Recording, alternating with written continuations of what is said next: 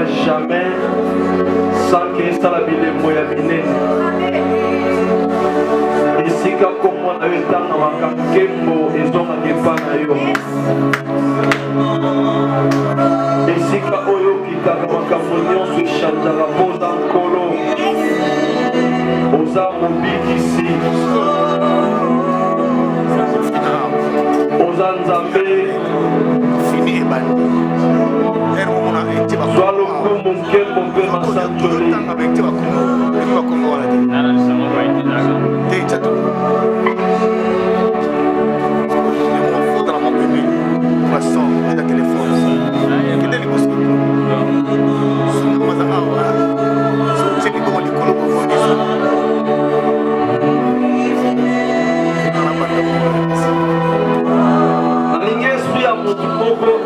Dans la présence du Seigneur.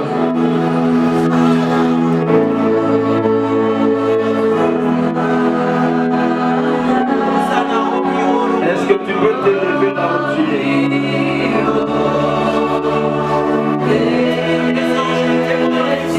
C'est lui qui est le Seigneur. Quand il s'élève, même les profondeurs de ce jour des morts sont déclarées.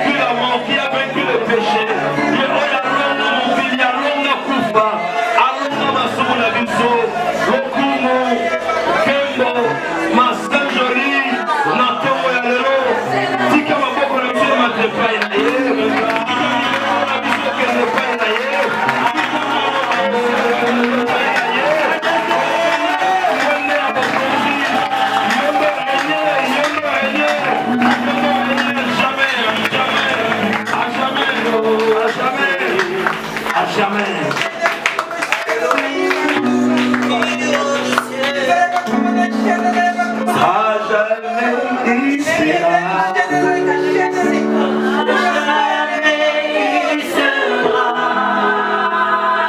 L'agneau sur les toits.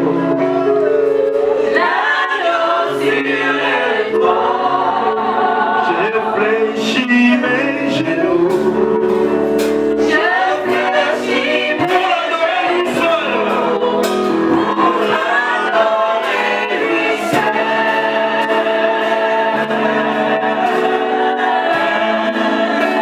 À jamais tu seras. Jamais tu seras.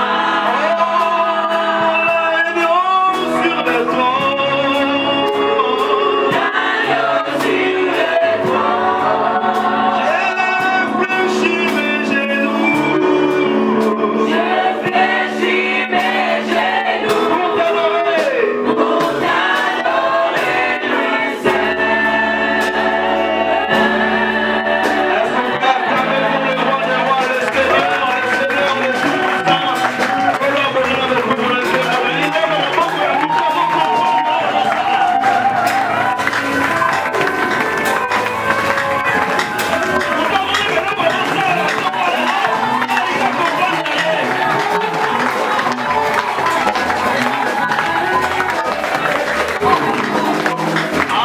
Amen.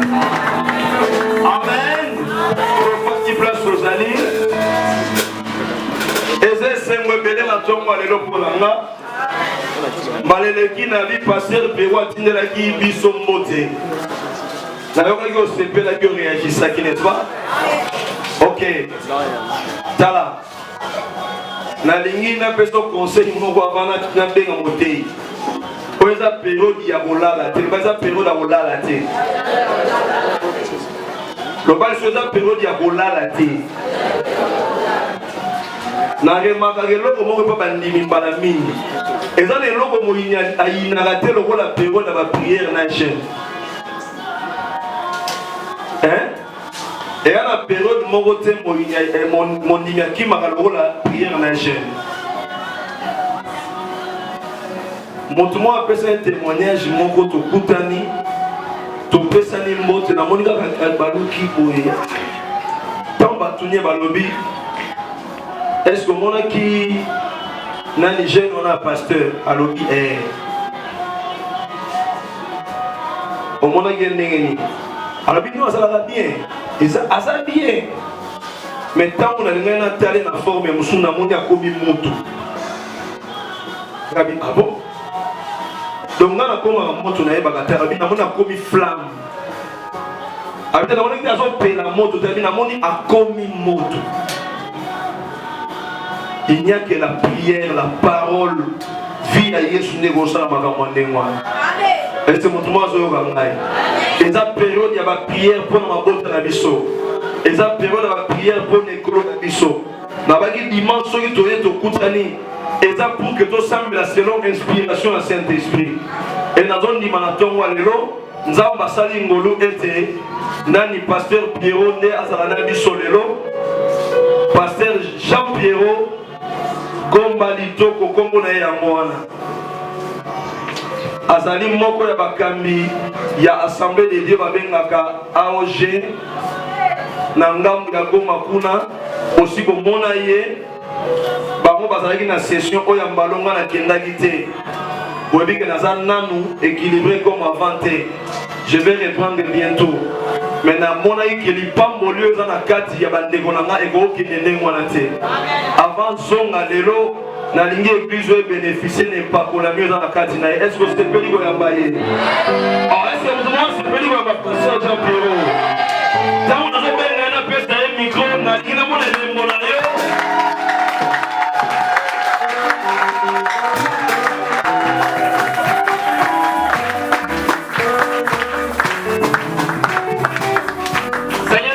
Ton nom, nous te bénissons parce que tu es merveilleux, tu es le roi des rois.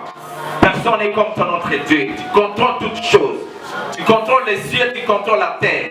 Tu contrôles les vivants, tu contrôles, Seigneur, ceux qui sont morts. Merci parce que toi, tu as le pouvoir, notre Dieu, sur toute l'humanité, notre Père. Quand tu parles, toutes choses doivent se taire, notre Père. Merci beaucoup, Jésus. Parce que quand toi tu parles, même les montagnes chancellent. Je veux dire qu'à ce moment, notre Dieu, que tu nous accompagnes pendant ce moment et que tu parles à ton peuple pour la gloire et ton nom. C'est dans le nom de Jésus-Christ nous prions et nous disons Amen. On attend très fort pour le roi des rois. Vous êtes des cris de joie dans les celui qui vit.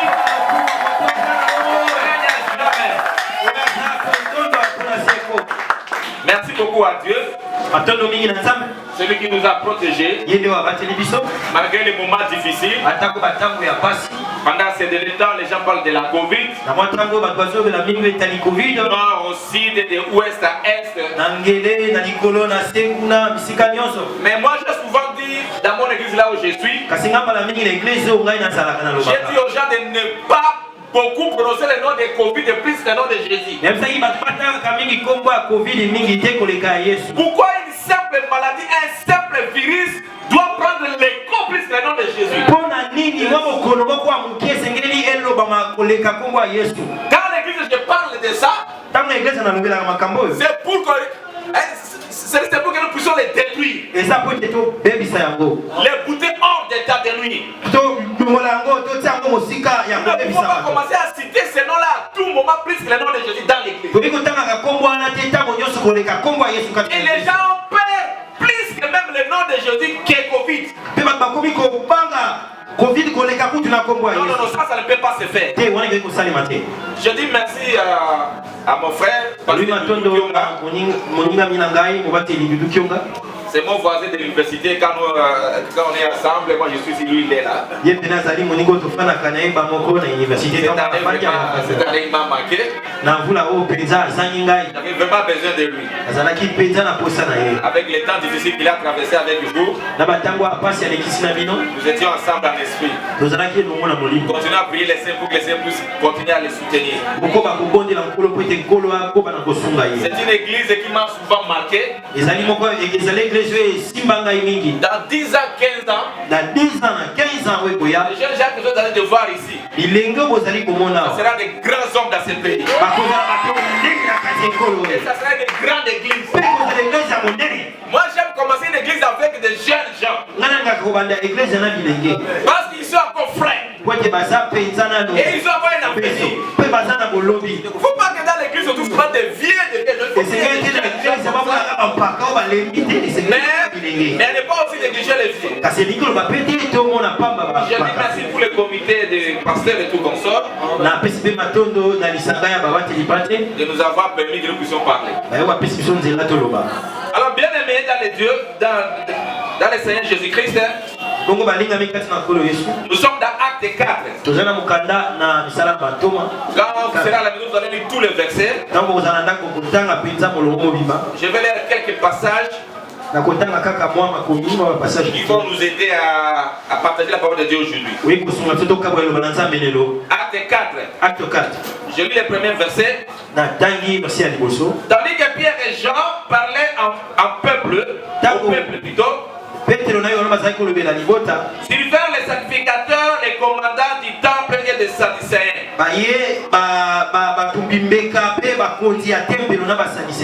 Mécontent de ce qu'il enseignait le peuple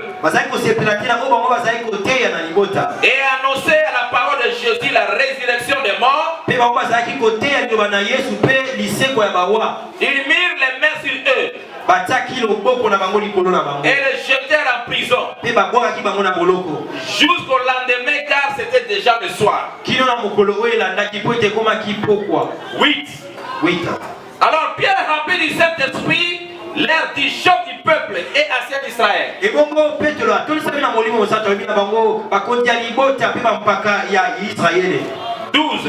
12. Il n'y a de salut en aucun autre, car il n'y a sous les cieux aucun autre nom qui ait été donné parmi les hommes par lesquels nous devions être sauvés. Le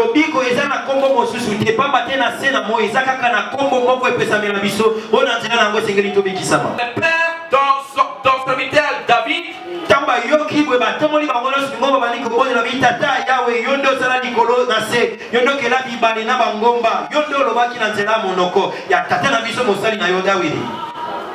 les rois de la terre se sont soulevés et les princes se sont ligués.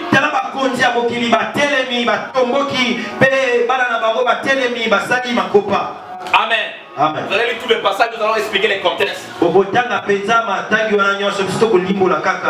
3 fois pour la parole de Dieu.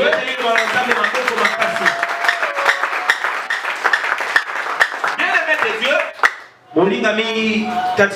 je suivais très bien la modératrice ici. Quel est son nom, pasteur? Merci.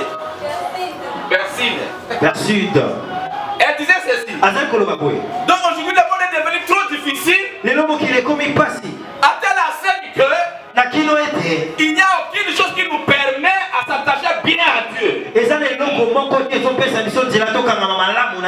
tu vois aujourd'hui, nous sommes en train de voir les signes pour le temps de la fin. Donc tous les signes sont déjà au rouge. Et ça prouve à suffisance que Christ est en train de venir. Et puis aucun événement ne peut te donner la permission de s'accrocher à Dieu. Tout ce qui se fait aujourd'hui, ce sera que malheur si malheur. Parce que c'est biblique. Même la COVID-19, c'est parmi les signes du temps de la fin. Alléluia. Alors les chrétiens, pour vaincre toutes ces choses, doivent faire une démarcation. C'est-à-dire vous devez vous accrocher à Dieu. Surtout dans la vie de prière. Un lit qui lit ne peut pas donner de l'ordre à un général. Or, dans l'armée du Seigneur, on dit que notre Dieu est le chef des armées. Jéhovah Sabaoth, Dieu des armées. Nous sommes une armée. Alors dans l'œuvre de Dieu, vous êtes un lit qui lit. Sache que le diable c'est un général. Il ne peut pas nous donner de l'ordre. Tout autre que toi qui vas donner, quand tu lui dis sans effet, lui aussi te dit sans effet. Parce que lui est supérieur à toi dans le monde spirituel. Est-ce que quelqu'un me comprend? Donc, ce que nous sommes aujourd'hui là, c'est que c'est une décision spirituelle. C'est que ça se fait maintenant là. Ça se fait déjà dans le monde spirituel. Si dans le monde spirituel, tu as eu la défaite, tu auras aussi la défaite dans le monde physique. Alors attention avec les songes que nous faisons pendant la nuit. Avec des révélations. Parce que ce sont des choses déjà accomplies.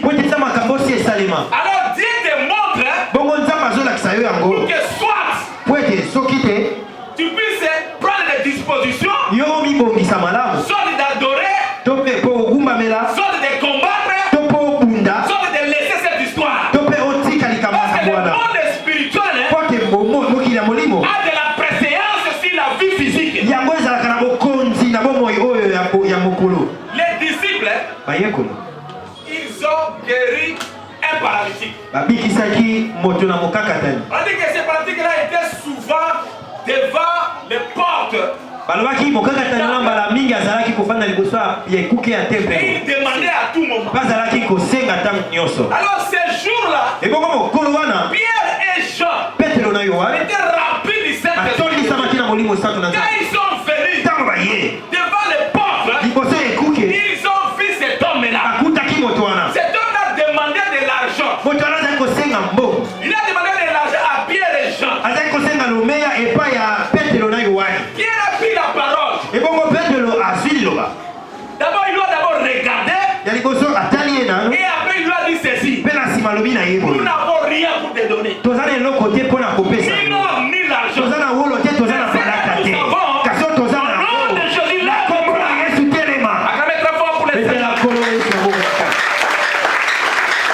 C'est là-bas qu'il y avait eu le problème. On va commencer là-bas. Les Sanhédrins, les sacrificateurs,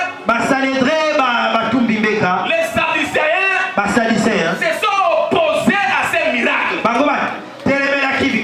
Ils ont pris Jean et Pierre. Ils ont amené au Sanhédrin.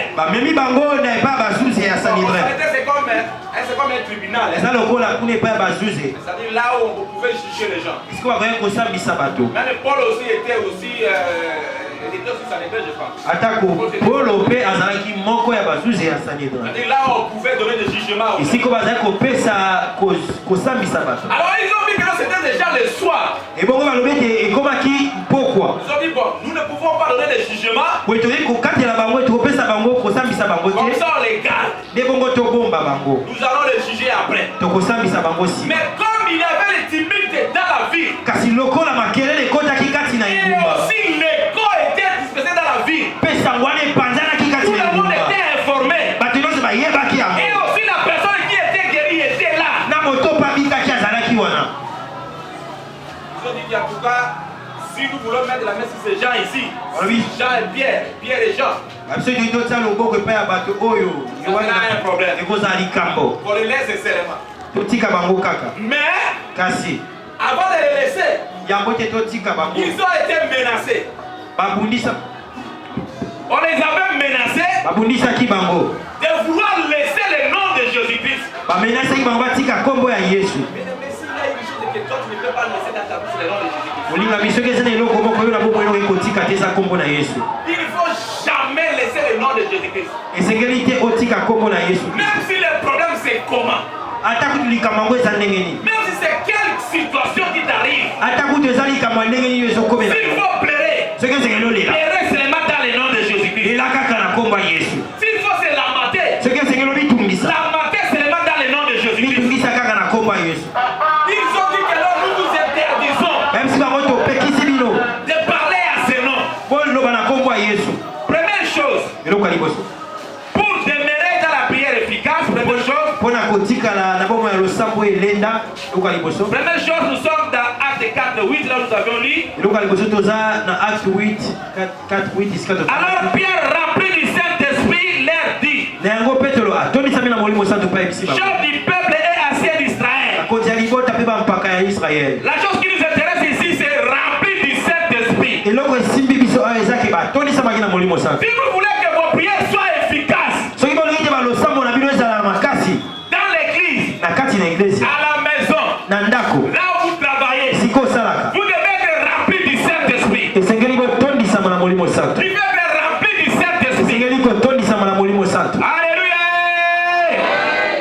À Kisangani, Na Kisangani il y a un chef eza na mokonzi moko qui était vraiment dans la science occulte, dans des sciences de franc-maçonnerie. oyo mpenza akotaki na mozindo ya mokili ya soloka na baframasonerie. Un jour, il est mort. Kasi mokolo moko akufaki. Quand il est mort, Ntango je akufaki vais le remplacer. esengelaki batia moto mosusu na esika na ye. Maintenant, tout le monde avait une peur d'entrer dans son bureau. Ebongo bato nyonso bazalaki kobanga mpo bakota na kati ya Il y biro na ye. avait des mystiques et des choses là-bas. Po te na biro na ye ezalaki na bamystike biloko ya kobanga bikilakila. Alors il semble qu'il disait que non, les jours où il ne sera pas là, Nzokande babi abaki koloba ntango azalaki na bomoi ete mokolo ya kozalaka c'est lui qui te va les remplacer. moto akozwa esika na ye Mourra. akokufa. Alors, quand on a nommé quelqu'un pour remplacer ce poste-là, Na yango ntango batie moto mosusu po azwa esika na ye la personne avait une peur. moto wana akomaki kobanga. Elle est venue à l'église, elle a pris l'aide de nos diacres pour aller prier là-bas. aye na eglise na biso azwi moko ya badiakonos na biso bakende kobondela kuna. Donc les diacres aussi travaillent dans cette entreprise-là. Tata diakre mpe azalaki kobondela alaki kosala na Là, il est mosala arrivé wana. pour ouvrir la porte. Ntango akomi liboso ekuke po Il a dit, afokola non, diacre, tu vas courir, il ne faut pas entrer là-bas. bayebisi papa diakre kokota to kokufa kokota Il a te. dit, j'entrerai là-bas parce que je suis rempli du Saint-Esprit de Dieu. alobi nakokota kuna mpo natondisami na molimo santo na nzambe. Alléluia. Il y a d'autres choses qu'on peut le faire. eza maka mosusu tokoki kosala yango Si seulement on est rempli du Saint-Esprit de Dieu. soki kaka totondisami na molimo santo na nzambe. Est-ce que quelqu'un me comprend? moto moko azososola ngai Il y a certains avantages qu'on peut avoir dans la vie. eza na bamakambo mosusu ya malamu tokoki kozwa na bomoi Si on a seulement le Saint-Esprit de Dieu. soki kaka toza na molimo santo na nzambe. Si tu veux que les grands puissent t'écouter, soki olingi ete bato ya minene bayoka yo fais de remplir du Saint-Esprit. esengeli otondisama na molimo santo. Si tu veux que les gens puissent s'accrocher à toi, soki olingi bato bakangama na yo il fait de remplir du Saint-Esprit de Dieu. esengeli otondisama na molimo santo na Parce nzambe. que l'Esprit de Dieu, po ete molimo na nzambe il révèle des choses cachées. ye amonisaka makambo ebombana. L'Esprit de Dieu molimo na nzambe nous donne la force de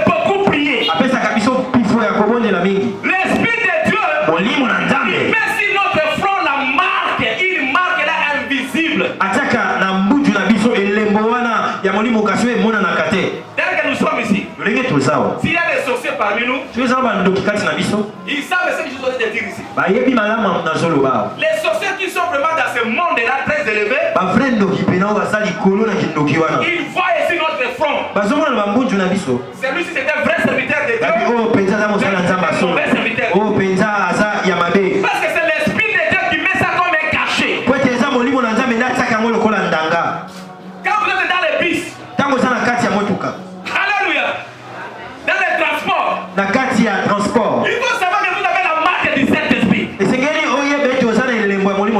Et que vous êtes aussi différent des autres.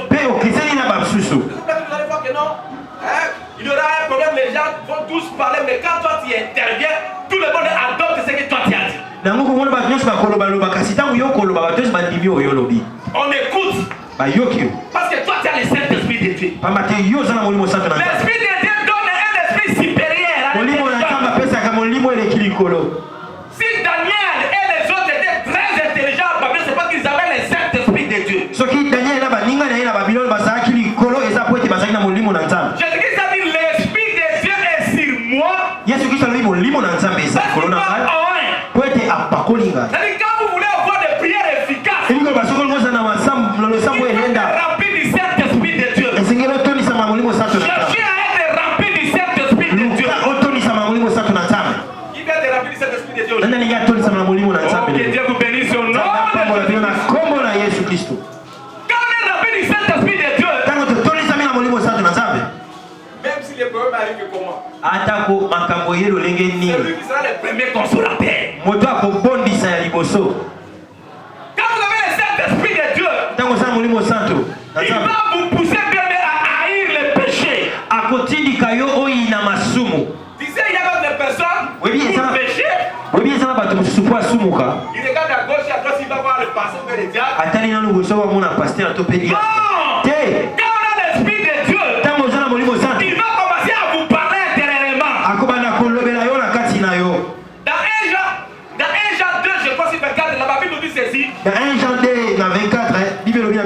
Vous n'avez pas besoin qu'on puisse vous assurer parce que vous avez l'Esprit de Dieu en vous.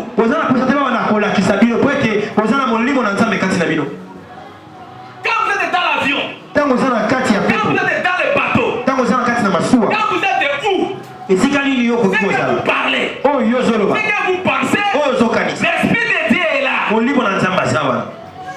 Alors pour avoir des prières efficaces, l'Esprit du Saint-Esprit, parce que Pierre et Jean, ils étaient remplis du Saint-Esprit de Dieu pour répondre à ces gens-là. C'est quand on parlait de Sanhédrin à l'époque, c'est comme la cour, c'est la cour constitutionnelle.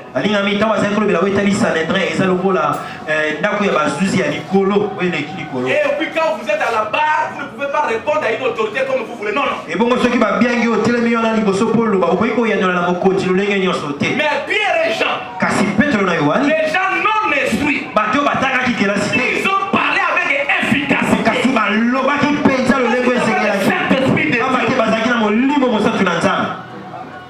Alléluia. Amen. Vous allez m'excuser, je vais faire allusion à notre église. Dans notre église, on a beaucoup de professeurs de l'université. Certains vont même enseigner à l'université. Certains vont même enseigner à l'université. Il y a un qui était recteur autrefois. Dernièrement, ici m'a appelé chez lui à la maison. Quand on a commencé à parler avec lui, il dit que si tu sais que tu étais mon étudiant. Professeur. Mon professeur à l'université. Quand nous sommes à l'église, je vais parler, je vais dire ce que Dieu va mettre dans ma bouche. Alléluia. Amen. C'est parce qu'on a l'Esprit de Dieu. On n'a même pas peur des professeurs. On n'a même pas peur des présidents. On n'a même pas peur des excellences. Moi j'ai souvent fait ceci. Les gens savent que Dieu est vivant.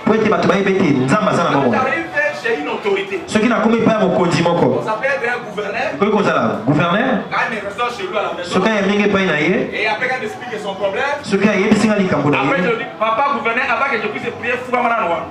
Même si papa. Papa. Et dans les combos à Yesu. Na bibu kama bolongo inde kombo ya Yesu. Alléluia.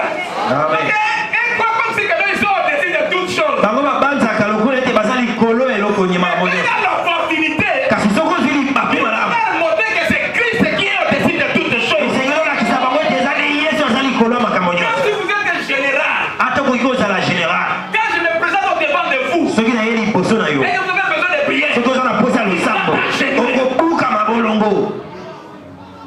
parce que c'est le seul nom qui nous a été donné. Po ete eza kaka kombo moko epesami na biso. Deuxième chose, Eloko ya mibale. il y a le temps. Deuxième chose, Po ntango ezali il faut reconnaître toujours la puissance qui se trouve dans le nom de Jésus-Christ. esengeli oyo batango nyonso kososola nguya oyo efandi na kati ya kombo ya Yesu. Moto moko akobetela yango maboko. Otala kole maboko. Verset 10. Verset 10. Verset 10, la Bible nous dit ceci. Ibilo bino boye. Sachez-les tous, Boye bango bino nyonso. et que tout le peuple d'Israël le sache. Pe libota mobimba ya Israele yeba yango. C'est par le nom de Jésus-Christ de Nazareth Ezali na kombo ya Yesu Kristo ya Nazareth. que vous avez crucifié Oyo bino bobaka na ekuluzu. et que Dieu a ressuscité des morts. Pe oyo Nzambe asekwisa kati na bawa. C'est par lui que cet homme Ezali na nzela na ye. se présente à pleine santé devant vous. Nde moto oyo atelemi na nzoto kolongono liboso na bino. Voilà la deuxième raison pour que la prière soit efficace. Wana nde ntina mibale po ete losambo na yo La ezala prière makasi. doit être faite par le nom de Jésus-Christ Losambo esengeli esalema na kombo ya Yesu Kristo. et non une autre personne, Na kombo ya moto mosusu te. et non au nom d'un leader, Na kombo ya mokambi moko te. et non aussi au nom de l'église. Mpe na kombo ya eglezia te. Il y a d'autres personnes qui adorent beaucoup le nom de l'église que le nom de Jésus-Christ. Eza na mosusu bagumamelaka mingi kombo ya eglezia na bango koleka kombo ya Yesu. Raison pour laquelle moi je n'aime pas que les gens prononcent beaucoup le nom de la Covid à l'église. Nango nga linga te batanga mingi kombo ya covid na kati ya Il eglise. faut prononcer le nom de Jésus-Christ. Tangaka nde kombo ya Yesu Kristo. Pierre a dit ceci. Petro alobi boye. Si vous voyez que cet homme est vivant parmi vous, Soki bomona moto lelo aza na bomoi na kati na c'est bino. à cause du nom de Jésus-Christ. Ezali na ntina kombo ya Yesu Kristo. Les gens croient comme si que non, les miracles sont des choses qui se sont déjà passées. Bato babanzaka lokola ntango ya bikambo esisi eleka. Eza makambo eleka. Il y a d'autres choses Eza na makambo mosusu. qui sont bloquées. Oyo ezokende liboso Parce te. que nous donnons beaucoup d'importance à cette histoire que le nom de Jésus-Christ. Po ete tozopesa ntina mingi na makambo wana na esika topesa yango na kombo ya Yesu. Alléluia. Vous savez aujourd'hui là, Boyebi ete lelo oyo si les chrétiens se lèvent, soki mokristo atelemi on dit que non, par le nom de Jésus-Christ, tous les chrétiens congolais vont prier aujourd'hui. tobi lelo bakristo nyonso ya ekolo na biso ya Congo batelemi babondela Prier par le nom de Jésus-Christ basamela na kombo ya Yesu pour chasser la maladie Covid-19. mpona kobenga na covid-19. Cette maladie va partir. Bien-aimé, baninga mingi bokolo wana ekokende Croyez-moi, ça va partir. olimi na ngai ekokende. Amen. Amen. C'est parce que nous sommes distraits. ezali mpo ete tozobungisa makanisi Et aussi, si nous sommes distraits, mpe soki tozobungisa nous makanisi serons cuits par les rises du diable. tokolambama tokozwama na manaka ya diabolo.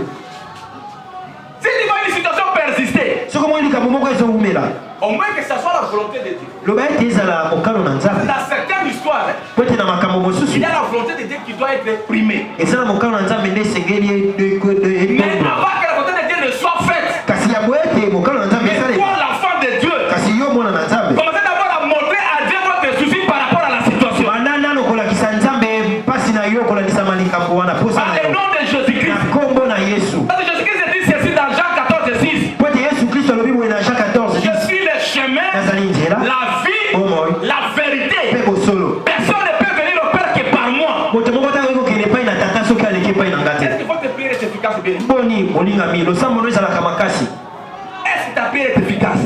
losambo no ezalaka makasi Quand tu pries à la maison là, ntango obondelaka na ndako kuna qu'est-ce que tu cites beaucoup dans la prière? nini oyo otangaka mingi. Alléluia. Alléluia. Quand tu es embourbé par des problèmes, ntango yo ozingami na makambo tu évoques quel nom? obelelaka kombo nini. Bon, souvent nous les Congolais, bon, je ne sais pas si c'est tout le monde. mbala mingi biso bakongole nayebi bon eza bato nyonso Quand tu te cognes, Soko beti libaku. on crie comme Maman. C'est ça le problème. Maman. On crie seulement maman. Maman. On oublie aussi papa. Obosani On tata. oublie aussi oncle. Obosani obona chéri On oublie kutokosa. peut-être que c'est les cousins aussi, tout les dames, mais on crie seulement maman. Obosani bandeko nyonso kaka mama. Or, le nom de Jésus est plus que le nom de maman. Soka ne komwa Yesu leki komwa mama. Il y a des fois quand ma femme accouche, Bala mingi tango mwasi na ngabota et il ka dit ngabota. au nom de sa mère. Ye mingi aloba na komwa mama na. Arrête de crier. Ta maman ne va rien faire ici. Faut pas crier au nom de ta mère. Crie au nom de Jésus. Il faut crier au nom de Jésus-Christ. Seigneur oganga na komwa Yesu Kristo. La situation de malheur, Likambo na kokutami na bwale. la situation de plaie, Okutami na kati ya de kolela. lamentation. Ya komi ntungisa milelo. Ya esengo. Criez au nom de Jésus-Christ. Yesu Kristo. J'aime beaucoup ces noms-là. Nalingaka mingi kombo wana. Mais pendant des problèmes, Na kati ya makambo. nous invoquons le nom de Jésus. Tobelaka kombo ya Yesu Kristo. Papa Doudou, il y a des fois, quand nous voyageons, Papa Doudou mbala mingi tanto zo tokina na mobembo. quand on est à l'espace, hein, Tango za likolo. je vous dis bien, mais tout le monde voit seulement les pilotes. Na msi bino balinga mingi mutu nyonso atala rap pilote. Et puis dans l'avion, Et puis na kati ya on ne fait pepo. pas confiance à Dieu. Basala kelike On basala fait kelike pas confiance basala. aux pilotes. Elike koma rapa pilote. D'abord, eux, on ne les voit pas. Ya liboso bozomona Et ete. puis les deux, on ne les connaît pas. Ya mibale toyebi C'est ete. pas que non, bon, vous avez parmi vous le pilote et le commandant de bord, on donne son nom. bayebisa mnoka na kati bunete oza boye moto azotambusa pepo oyo mokumbi na yango komona ye songolo mpakala Oh, sentez-vous à l'aise. ozala na Et kilia quand dans l'espace, il y a beaucoup de zones de turbulence. mokolo mosusu ozalaki na pepo likolo kuna ebali koningana-ningana Et nous avons donné seulement l'auteur, c'est dire que non, ayez confiance au pilote, en tout cas, toutes les choses. Papa, confiance à pilote, mais confiance à Jésus. Alléluia. Amen. Somme avion et qui sont mani à Moutou Baba. Parce que là, c'est pour les athées. kuna lisuki yana pa Il y a des gens qui, quand il est devant les problèmes, eza na bato ntango azwami liboso ya il makambo prie le nom de Jésus. esika kaka kombo ya Il yesu passe à autre chose. azobanza eloko mosusu Hein, les étudiants, quand vous êtes devant l'examen, baétudia ntango examen etoki vous êtes passé au nom de Jésus-Christ. esika obanzaka kombo ya yesu Vous passez d'abord au tricherie. obanza na triche triche pour réussir oyo wana ezala pokokila na ndunda Alors si on était rigueur à l'église, soki mpenza toyeba totia mpena mobeko na on n'allait eglise pas tout passer les législations de garde. Oh non, j'ai les licences, oh j'ai les brevets. Ce qu'on enlève, par exemple, papa Makambu. makambu mbumbu Mais c'est à Makambu, par résultat. Alléluia. Il va pas faire l'examen d'état. nani osali examen d'état oke osali examen d'état Dans des WC là-bas. na bawese kuna na batoilette na bawaka Il a ce qu'on appelle, je sais pas, même à mon quand on dit, on doit partir dans la bamercenaire labo et tout comme ça. labo Au cas des policiers, parce que dans West Africa, sur l'oignon, sur tout, moi, je vais réponse au PAB. Et après, on a du diplôme 80%. Non. Pas le nom de Jésus-Christ. oneza kombo ya yesu kristu te Dans toutes les choses, makambo nyonso invoquez le nom de Jésus-Christ. elela kombo ya yesu kristu Alléluia. Que l'église, eglesia pendant des moments difficiles, papa Doudou, na batango ya pasi papa merci dudu parce que Dieu vous a déjà soutenu. matondo po ete nkolo azosunga Continuez à invoquer le nom de Jésus-Christ. oyo bakanga kobela kombo ya yesu Je kristu n'ai pas dit que comme c'est arrivé comme ça, elikoloba te po ekomaki bongo que Dieu ne vous aime pas. ete nzambe alingaka yo Non, te Dieu a toujours un plan par rapport à ce qui se passe. se nzambe azalaka kaka mabongisi kolalisa Donc Dieu est toujours à Dieu. kozaka elike mpe na Christ est nzambe notre seul espoir. koza elike na On va biso cramer très fort pour le Seigneur Jésus. kola maboko Souvent les politiciens, mbala mingi bato ya mpuna matali ils adorent leur chef. bayi politiki bagumamelaka bakambi na Ils bango adorent leur leader. bagumamelaka bakambi na Nous bango aussi, nous avons notre leader biso Jésus-Christ mpe de Nazareth. toza mpe na autorité morale na biso Tout le monde, il faut l'invoquer, bien-aimé. ntango nyonso esengeli kobelela ye Après d'aujourd'hui, il faut changer la façon de prier. wanda lelo bongola lolenge no akobondela Troisième chose, eloko ya misato pour demeurer dans la prière efficace, mpo owumela na losambo oyo ya troisième chose, makasi c'est endurer dans la souffrance, ezali koyika mpiko kati na pasi dans les épreuves, na komekama en témoignant Jésus-Christ. na kotatolaka yesu kristo Je dis ceci, endurer dans la souffrance, nabi koyika mpiko kati na pasi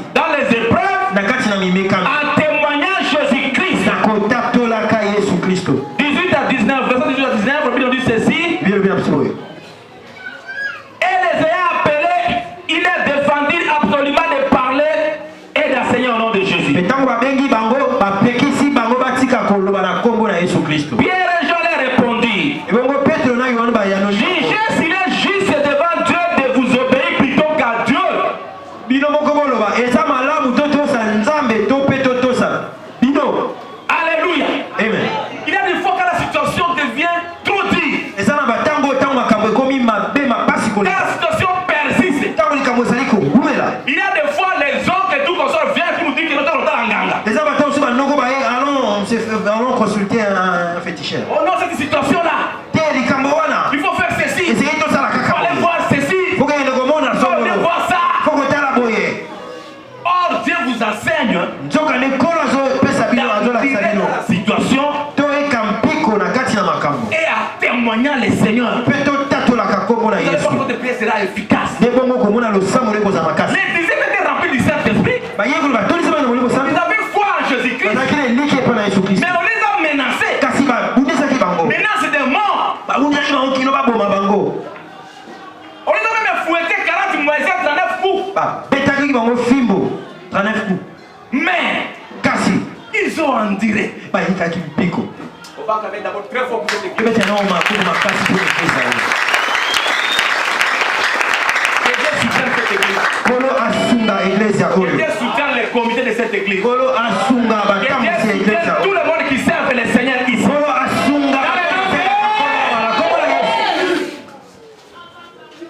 Enduré béni. Il y a des moments difficiles. Pour qu'on découvre un vrai chrétien, on les découvre pendant des moments difficiles. On ne découvre pas un bon chrétien pendant des moments de rose. Non, non. C'est pendant des moments très difficiles qu'on reconnaît un vrai chrétien.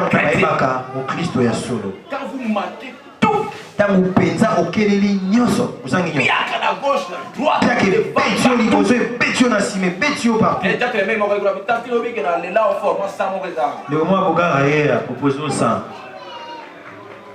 tu vas faire quoi?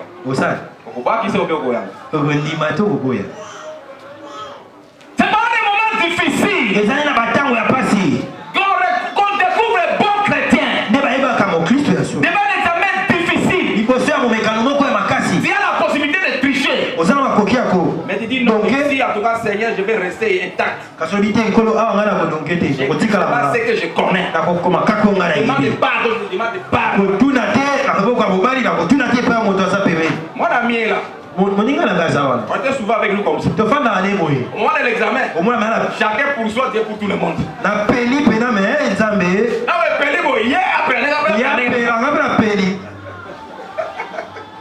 Amen. Amen. Donc bien aimé de Dieu, il faut endurer. Après l'endurance, Dieu va vous payer. Il y a un ami avec qui nous étudions, lui, les connaît, Charlie. Pendant les débats en classe, parce que lui travaillait, il travaille à la justice. Avant il était là-bas à Congo. Voilà. Alors il travaillait là-bas. Il avait un juge élevé. Il y avait des moments où il y avait des dossiers qui venaient. Et ses amis faisaient des magouilles. Il gagnait $100,000, $200,000. Mais lui ne voulait pas ça. Mais dernièrement ici, il a fait grâce qu'il soit parmi les juges des procès 100 jours. Et après ce procès-là, il est élevé maintenant. Il est maintenant hautement placé. Et puis quand il vient à l'école, en classe de théologie, il vient avec des gardes-corps. Pourquoi? Il a enduré dans les souffrances. Et il a commencé maintenant à nous donner des $100,000 là. Chaque fois maintenant d'une manière régulière. Non, bien aimé de Dieu. Quand vous souffrez avec le Seigneur, quand vous endurez avec le Seigneur, les gens qui pratiquent la magouille, ils sont déjà payés. C'est-à-dire une courte durée de la joie. Mais ce que Dieu va te donner, puisque ce qu'ils ont reçu, pour toi ça sera éternellement. Il y a d'autres bénédictions qui sont même léguées aux enfants. Serve très bien les Seigneurs. Même après demain, quand il sera Quand tu vas disparaître, Tango yoko kufa. tes enfants vont profiter de ce que toi tu avais fait. Bana na wako sangola o yo salaka. Pour le Seigneur. Kolo maboko. Il faut apprendre à endurer dans la souffrance. Esengeli ko yeko la ko ikampiko kati na pasi. Dernière chose, Biloko ya suka. louer l'Éternel à tout moment. Kumisa yawe nzambe tango nyonso. Acte 4:24. Acte 4:24. La Bible dit ceci, lorsqu'il attendit, Yo bitango ba yokaki. ils élevèrent à Dieu la voix, Batomola ki mongo epai na yawe tous nzambe. s'assemblent et dirent, Bango nyonso longo pe balobi. Seigneur, Kolo. toi qui as fait le ciel et la terre, Yo sala likolo pe na se. la mer Bibale. et tout ce qui s'y trouve, Pe nyonso ezomi na kati na ibale. c'est toi qui as dit par le Saint-Esprit, Ezane yo oyo loba na molimo sapo. oh Seigneur, par la parole de notre Père, Na maloba ya tata na biso. ton serviteur David, Osali na yo Dawidi. maintenant, Sasa hivi. envoie ton esprit. Tina molimo na yo. La Bible nous dit, Bibi na les biso. lieux où ils étaient, Esiko bazalaki. ils étaient tremblés. Ninga Et na ki. l'esprit était encore descendu. Pe molimo akitaki Ils lisusu. étaient encore remplis du Saint-Esprit de Dieu. Est-ce que quelqu'un peut acclamer pour le Seigneur? Moto wangu bado sisi kolo na boko.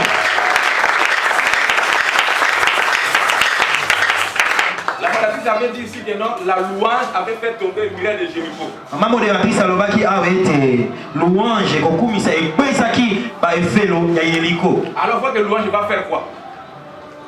Votre louange fera quoi? Ebongo yo kokumisa na yo ekosala nini? Ça va faire tomber quoi? Ekokwesa nini?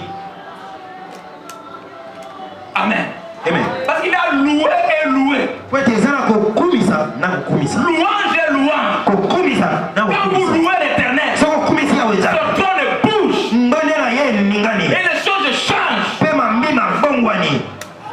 Tu sais, il y a des fois quand nous sommes dans la délivrance, Oyebi mbala mingi ntango tozala na mosala ya kokangola. quand l'esprit ne veut pas quitter, Soki molimo eboko bima. commencez seulement à louer très fort le Seigneur. Bandaka kokumisa nkolo makasi. Une forte louange. Kokumisa penza makasi Il va wana. quitter puis il va partir. Molimo emoko akopoto mbangu mpe akokende. Il a ces amis qui faisaient l'école de délivrance. Eza na baninga moko bazalaki kokangola moto. Ils ont fait plus de 5 heures du temps. Basali koleka 5 heures du temps. L'esprit ne voulait pas partir. Bongo molimo wana akanya bebe boko bima. Alors quand un certain nombre de secrétaires sont arrivés, Ntango basali mosusu baye, bon, on a dit bon, on va d'abord tout stopper. tolobi bokata bozeka. Toi, l'esprit qui est ici. Yo molimo oyo oza awa. Bon, mais toi, tu es puissant plus que Jésus-Christ. Lokola yo oza na nguya koleka Yesu. Merci beaucoup. Malamu na yo. Quand à moi, on a fait un milliard. Mbala moko nabebelaki. Yesu aza nguya nabebi. Molimo akimi na ye. Alléluia. Amen. D'autres choses, Makambo mosusu. donc il y a des gens qui ne sont même pas flexibles à beaucoup de choses. Eza na bato oyo mosusu mpenza basala mosusu na pete te. Vous pouvez être distrait quand vous faites de l'œuvre de Dieu. Esengeli tobongisa makanisi ntango ozosala mosala Dans ya Nzambe. certaines situations comme ça, Na makambo mosusu boye regarde. otali yango nano Non, ça ici. lobi te oyo te. Je suis allé réconcilier un couple. Nakendaki koyokanisa babalani moko, La femme est licenciée, l'homme aussi licencié. mobali licencié, mwasi licencié. Ils ont terminé dans une université. Bango Quelque part, basilisa na université moko esika moko ils étaient ensemble. bazalaki elongo. Ils ont terminé ensemble dans le même auditoire. Basilisa elongo na klasi moko. Mais Dieu a béni la femme plus que l'homme. Kasi Nzambe apamboli mwasi koleka mobali. La femme touche beaucoup de dollars. Ebongo mwasi wana tika simbaka nde badola. Parce que la femme là me donne ses dîmes. Po ete mwasi wana apesaka bamoko na nzomi na C'est ye. vraiment, il y a beaucoup de Ye mpenza azala mbongo. Et puis quand il donne la dîme, vraiment vous sentez que vous sentez maintenant que non. Soki apesi matama paster eseki oyo mbongo. Alors il y a un problème avec son mari. Kasi azala likambo na mobali na ye. Son mari a pris une décision, il a quitté la maison. Mobali na ye azwi biloko alongwe na ndako. Ah, mais on est lycée, comment ça dit bien qu'il m'a bien qui c'est pas, il passe au bien on a lycée quoi. Lisekpa Ah, ben on est. Un temps, chérie, et moi, je vais vous la pas. ayebelardo. On est Ayebelardo. Ayebelardo. maintenant, Jésus c'était le contraire. Mpona bango kuna ezalaki bokeseni. Donc quand il y a un problème, Ntango likambo ye pour lui que la femme quitte la maison, na esika ete mwasi nde abima na ndako eza mobali na ayebelardo abangisi bapla ake epa na bango. ils ont fait cela, c'est une année, quelque chose comme ça de mariage. Basali kaka ine ane ya libala.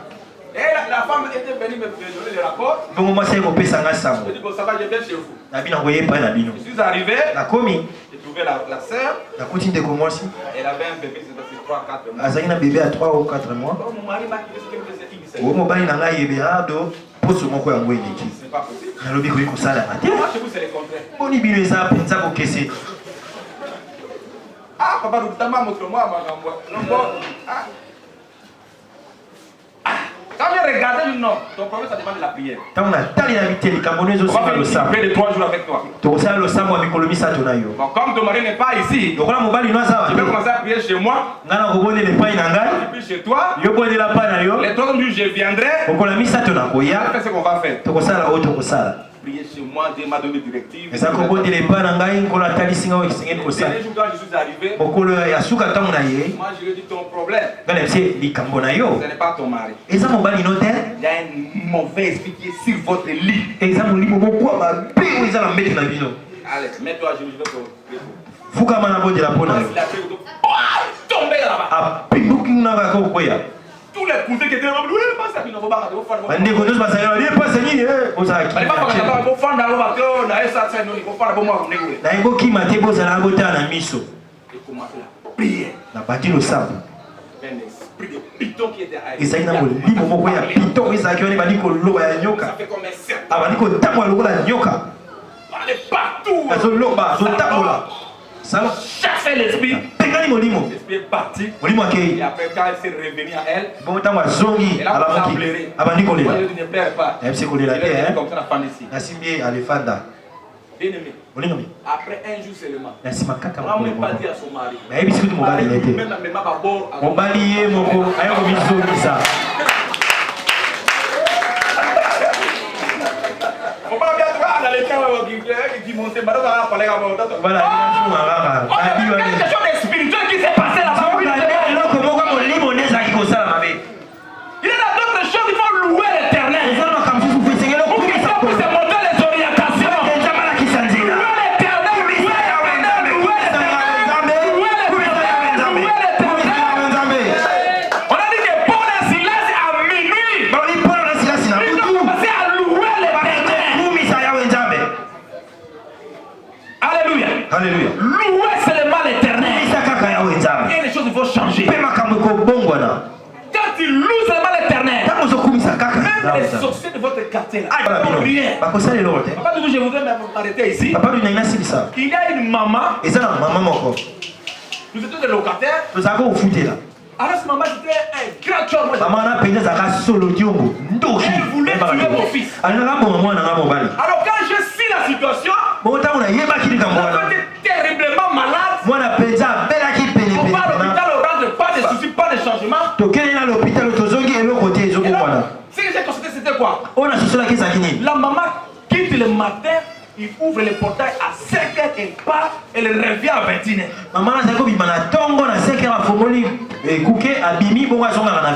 Chaque jour.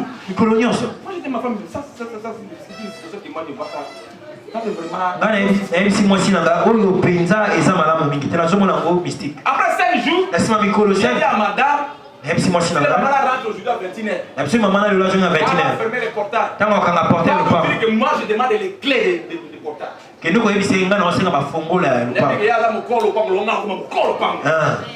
Moi je vais devenir le propriétaire. Quand la maman a fermé le portail, Tango maman elle kangi. dit que non maman, papa t'a posé la clé. Moi je n'ai pas maman. Papa c'est qui a la clé. J'ai pris la clé. La suis pas clé. Très tôt matin, il va se dire, ah papa, maman, le long auquel était là. Attends on a MC maman le lot qui était au Fanda. Maman Fanda. Mets-toi là. Maman des choses qui se passent ici vous ne semblez pas les savoir. Moi nanga mobali akobelaka. Nanga kulu ozolo bato zobimaka. Ozobimaka ozoke. Si quelque chose mais comme moi nanga yo.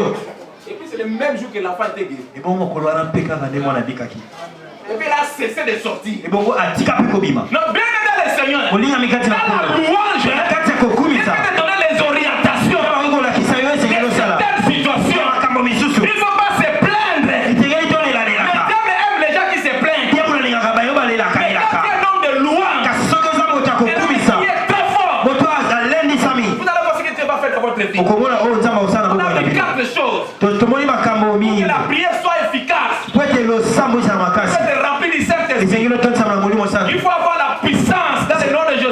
lelo e banguye za na kombo ya Yesu.